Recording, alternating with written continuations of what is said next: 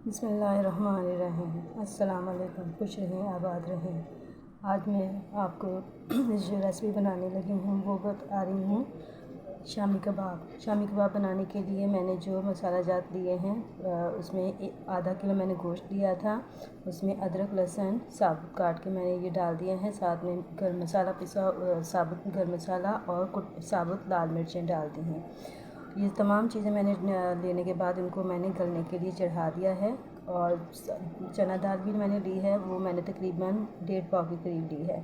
अब जब मैंने गोश्त गला लिया तो उसके साथ ही पहले मैंने गोश्त गलाया था, उसके बाद मैंने दाल डाल दी। दाल को भी डालने के बाद इनको गला लिया और ये देखें ये शक्ल जो है सामने हमारे पास आ गई है।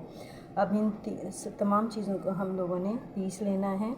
हम चॉपर में नहीं डालेंगे क्योंकि चॉपर में इसका थोड़ा रेशा जो है वो ख़राब हो जाता है। हमने रेशे वाले बनाने हैं तो उनको हमने हाथ से पीस लिया।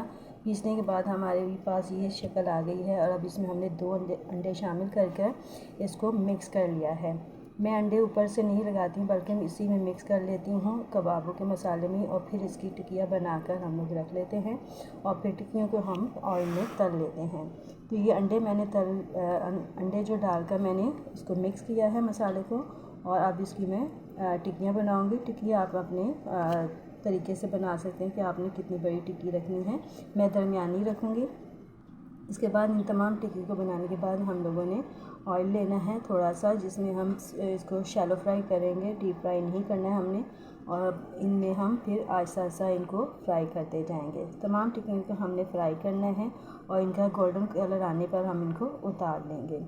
यकीनन आपको मेरी ये मुख्तसर सी और आसान सी रेसिपी पसंद आई होगी। अगर आपको मेरी ये रेसिपी पसंद आई है तो लाइक करें, शेयर करें और मेरे चैनल को सब्सक्राइब ज़रूर कीजिएगा। और मेरी आने वाली वीडियो तक के लिए मुझे जो है अब इजाज़त दें। और ये देखें कि मैं अब टिक्कियाँ जो है किस तरीके से मैंने इनको फ्राई कर रही हूँ।